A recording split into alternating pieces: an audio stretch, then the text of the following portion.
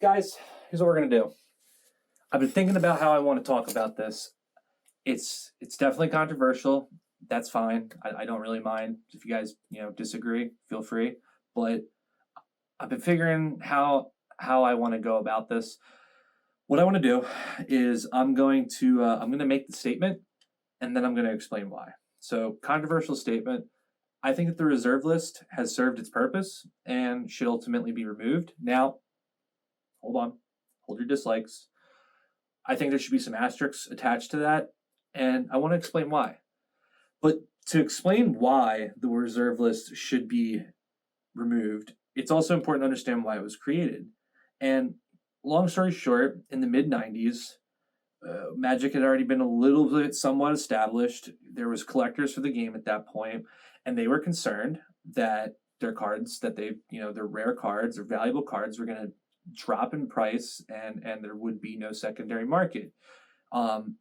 So WotC, after some internal debate, decided to make what's called the reserve list, and that's what we now know it as today. It's been revised, I believe, in 2002. Some cards were taken off of it, and then there was another revision, I think, for promo cards and promotional stuff for 2010. So the cards that have been put on it, they haven't been touched, needless to say, for a very long time.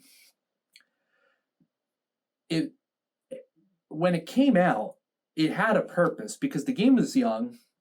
There wasn't a terrible amount of sets, and it was easy to destroy that value by reprinting. And WotC didn't want to piss off a whole bunch of their collector player base, so that's why they went with it.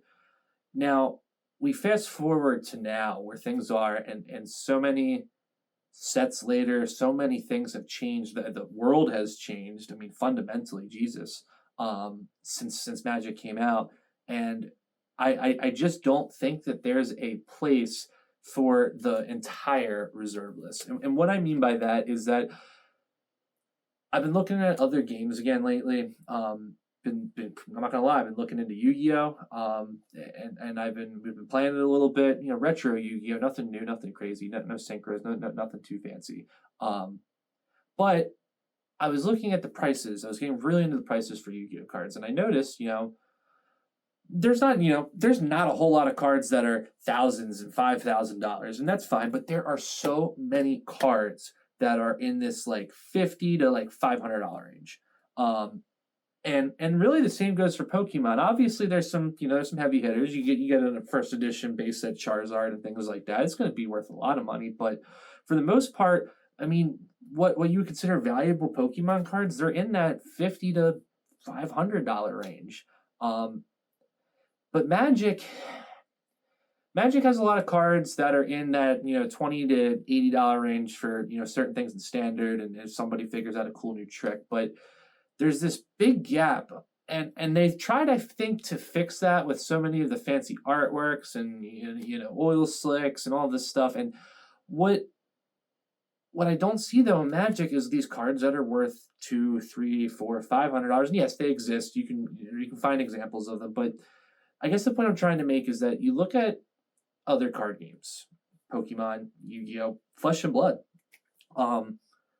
They don't have a reserve list, and their card prices are fine, and the economy is fine. And I started thinking, why is that? And the reason, I think, is because more people would rather have these moderately priced cards than these astronomically priced cards. It is so hard to get into collecting retro and vintage Magic that unless you have, trust fund at this point or it's a crazy disposable income, and if you do, great, go for it. But so many people want to get into it, and you can make the argument that if you can't afford it, then you can't play. It's pay to play.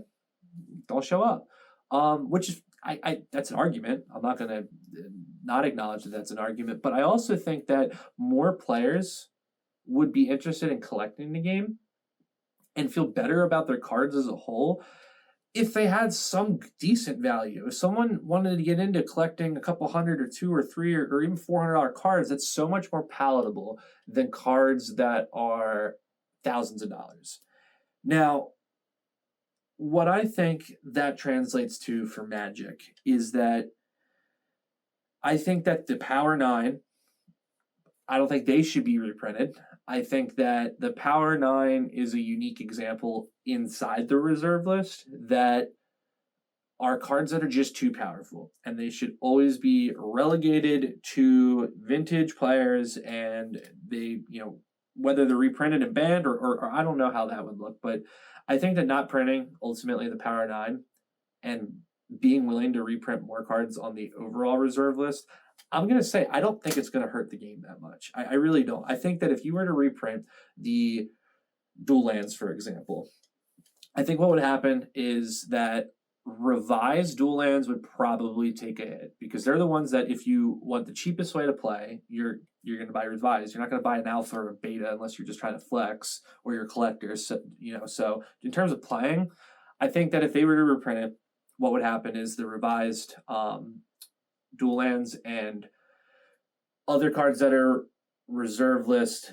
that are essentially not alpha and beta would probably take a little bit of a hit. How big of a hit it would be, honestly, depending on how WotC did it, I don't think it would be that bad. I think we'd see maybe a 10 to 25% hit.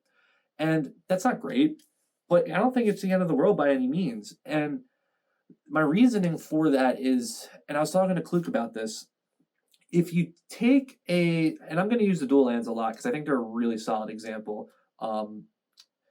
If you were to take the dual lands and reprint them, but you were to either A, reprint them with completely different artwork, different border, different everything, modern border, different artwork, or if you were to print the functionality but make it a totally new card, I don't think it would affect the collector sphere that much because the original card still exists and it will never be reprinted in that format again. And I think that we're removed enough from the early days of Magic where, yeah, I think they could get away with it. I really do. I think they could get away with it because there's a lot of people who want that. And there's also, there's this pretty sizable amount of collectors who don't.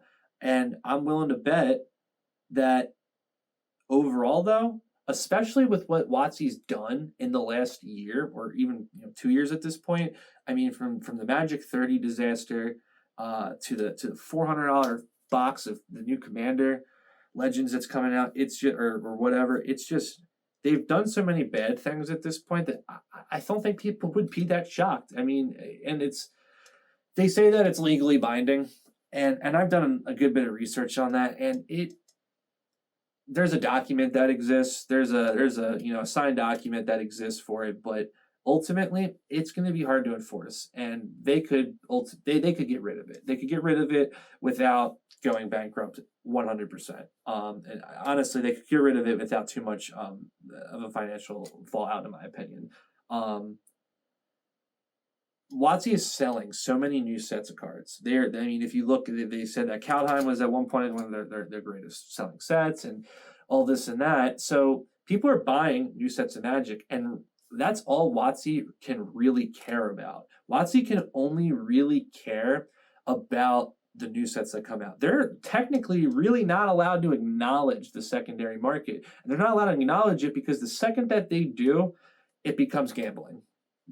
Once they acknowledge that we print this pack for $4 or $5 and there could be a $200 card in there, if they openly acknowledge that, now it's gambling because you can't guarantee what's in there. And essentially, while Magic is probably more realistically geared towards teenagers and young adults and old heads and things like that, there's definitely, it's a card game, so it appeals to kids too. And they do not want to do that. That would be extremely detrimental if they had to put gambling warnings on trading cards. So they're not going to do that. And that's why no company in the trading card sphere ever acknowledges the secondary market because they can't. It's just what it is. Which is kind of ironic because by making the reserve list, they acknowledged that there are cards that have more value than others. And that's kind of a contradiction in of itself, but I think that the point I'm trying to make with that is that if WotC did this, you're going to piss off people who already have old cards. Which, okay, fine. It's not a great idea to piss off anybody in your fan base, but realistically, they're also so many of them are not the same ones who are buying new product. Obviously, you have our beloved Taco King, who sells new boxes, and you have stores that sell new boxes, but you have no real there's no real recourse for the old heads and the people who've collected these cards to, well, I'm not going to buy standard Magic anymore. It's like, okay, like Watsy's going to be like, all right, well, we have plenty of sales. Like ultimately the people who have huge collections of Magic and old Magic, vintage Magic, they are not the ones gobbling up these new modern and standard boxes. It's just reality. I mean, sure, I'm sure they're buying maybe a couple boxes, some of them, or a case or so, but very, very few percentage of them are whales. The whales are in a different pool, and I don't think it overlaps a whole lot with selling new product. And that's what WotC gauges his revenue ultimately off of. They could give a crap less about the old stuff. They really could.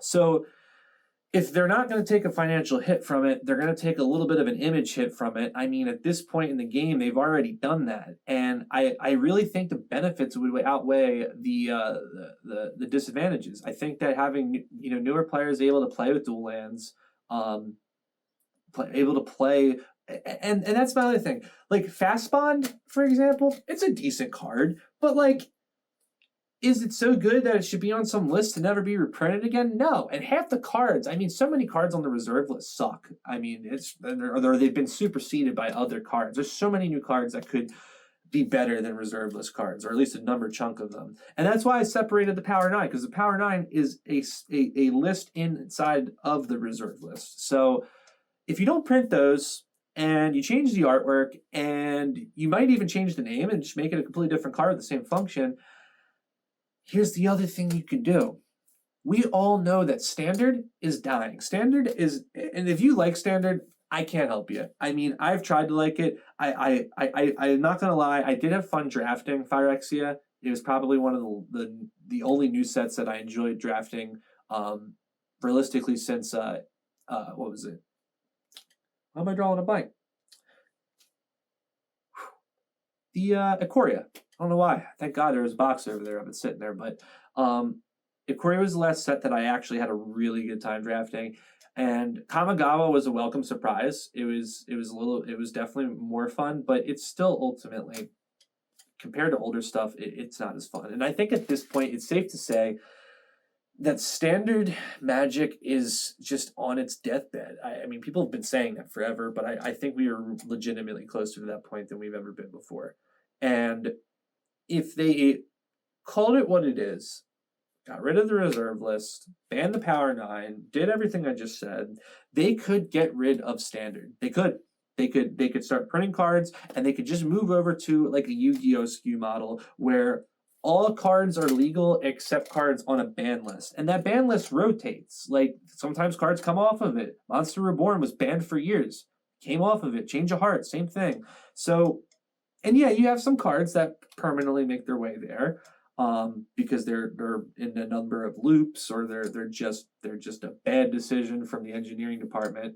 That happens. I don't see Dusk or Dawnblade or whatever coming off of For Flesh and Blood unless a new hero comes out that can use it, that nerfs it or something, for example. So I there's an argument to have a ban list that rotates somewhat, and to allow all cards, and to keep it fair and to still appease people. I think there should just really be Legacy, Vintage, Pauper, and Modern.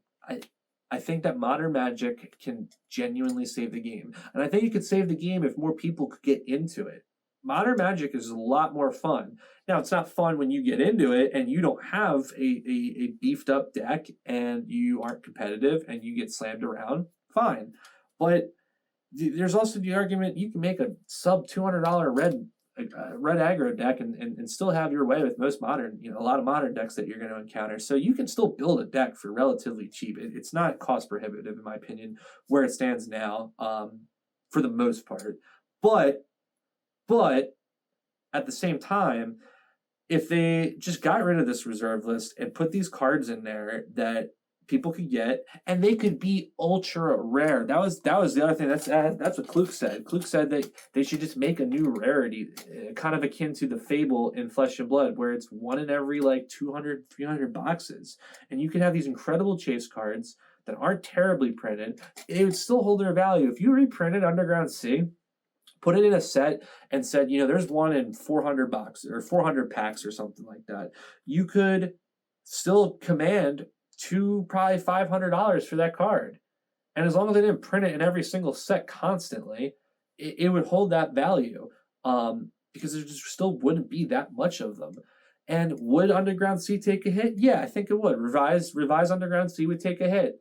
Would it still be worth well over $500? Probably. Because again, you have that unique artwork. You have potentially the unique name if you were to change the name. And Alpha and Unlimited and Beta, quite frankly, I don't even think they would dip that much. Like I said before, I think maybe it'd be a 10 to 20%, if anything, because you're just talking about something that's scarce. Scarcity draws or defines a lot of value. And that's why, whether you like it or not, Summer Magic, Magic 30, maybe a little bit less now because of all the boxes they're sending out to LGSs. But even still, if they send 100,000 boxes of Magic 30 out, there's only 4 packs per box. So there's really not that many Black Lotus. There's probably less Magic 30 Black Lotuses than Unlimited Black Lotuses. And that in of itself, whether you agree or disagree, is going to increase the value of that card substantially. That card's going to be worth thousands of dollars. And you don't have to agree with it. You don't have to like it, but that's just what it is. And the same thing with Summer Magic. And there's the old rumor that Summer Magic's being traded back and forth by like the same 50 weirdos. But at the same time, it's rare because it's scarce. And that demands value. And things like artwork and stuff like that, it's secondary. So if you're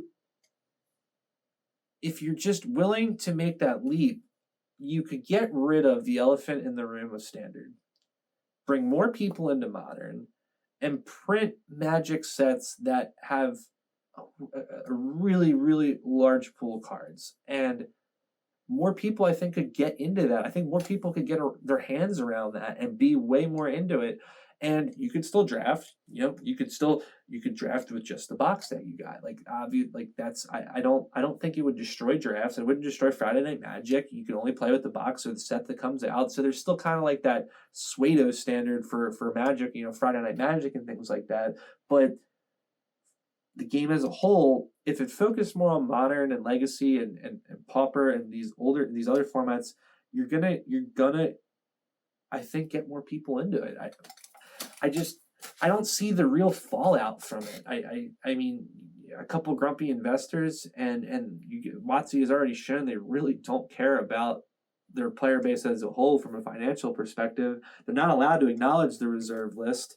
And the game is big enough and the revenue is primarily coming from new products. So I think they should say F it. They should say F it. They should undo the reserve list and generate maybe a very small list of cards that they would consider banned or just too critical, the Power 9. And I guess that's the argument. Well, isn't that kind of the reserve list then? No. Because if you call it a ban list, then it operates differently. And it may be not abundantly clear. So I don't know if I would like that they would reprint a Black Lotus then. So all right, fine, we'll reprint Black Lotus, new frame, new border, maybe even a new name, but it's banned. I don't think they'll do that because no one really wants to make cards that are purposely banned before they come out. So there's not really much motivation to do that. Now, if they want to make a collector, Modern Collector's Edition or something like that, that gets into the whole well, is that okay? Can we do that? And Magic 30, it would give you the impression, no, you can't. But Magic 30 wasn't hated because of what it did, or what it was. They were hated because of how much they charged for it. And $1,000 for 4 packs, and you have an astronomically low chance of getting these Ultra Chase cards besides the dual lands, which were double. The ratio was doubled. That was so tone deaf if they had made that like Yu-Gi-Oh's 25th anniversary, if they did that, I mean, I've had more fun opening Yu-Gi-Oh's 25th anniversary boxes legitimately than almost any set of Magic for the last year. And it was so cool. And it's only $30. You're getting $30 for the first 6 freaking sets of Yu-Gi-Oh! I mean, yeah, you get 1 pack, but they're also going to be releasing the booster boxes. They're literally going to reprint Legend of Blue Eyes, Invasion of Chaos, Spellbinders. They're going to reprint all of these old Yu-Gi-Oh! Sets. And they're going to charge you $90 a freaking box. You're going to be able to buy $90 box of Legend of Blue Eyes, and it's going to have the same number of cards. It's going to have 126 cards in it. It's going to have the same artwork even, and the same border, and no special treatments. I mean, so functionally, if you were to open up an unlimited pack of Legend of Blue Eyes from 99 or 2000, and then this new one, they'd be functionally the same. And I don't think WotC should do that. I think that Yu-Gi-Oh! Has less of a what's the word I'm looking for? Like there's less value in the older cards unless you have some first edition stuff and things like that as a whole. And I think that Yu-Gi-Oh! Has existed in that for so long that people aren't offended by it. I think if Magic did that overnight, people would lose their mind. But it goes to stand that when it came to Magic 30, these cards were not hated because they were reprints of reserve list and basically, beta cards, but they were hated because of the distasteful $1,000 price tag. And by taking Magic 30, selling it for $30, getting people into, or $50, I don't, it doesn't even matter the price, but not $1,000. I mean, Jesus, if they just did $100, it would have even been almost worth it. But they didn't. And that's why it was hated. But people would have gotten into it. You could have had kitchen table drafts with unlimited cards. Or the first set of Magic, you could relive that. Old heads could relive it and play it with their kids. People who are in the middle of Magic and they're playing Standard, but because they can't afford the old cards, they can get a taste of those cards. So between Magic 30, between the age of Magic, how many sets removed we are from the early days when the reserve list was created, and it kind of sucks to admit it, but the decisions that WotC's made, I think they could get away with it. I think now is the time that they should really, honest to God, look into doing it. I don't think that there would be a huge red flag. And my closing statement, I probably should have said this in the beginning, but I mean, we have a lot of reserve list cards. Am I a 5th floor basement king? No, I don't have a pallets full of reserve list and binders full of Black Lotuses. But I have skin in the game. Kluke and I both have skin in the game, not just for Magic, but for other card games. And I don't think I'm a Timmy either. And probably a lot of you will disagree with that after this video. But I just, as someone who has a respectably sized collection and would stand to take a hit if the reserve list was lifted, I would still say go for it. I don't think it's going to affect my collection that much ultimately, especially in the long run, which is what real collectors are in it for. And I think it would be helpful to the game's health by getting rid of Standard. So this is a double controversial video. Get rid of the reserve list, and by extension, get rid of Standard. Promote modern Magic, and make this game great again. That's what I got, guys. See you next time.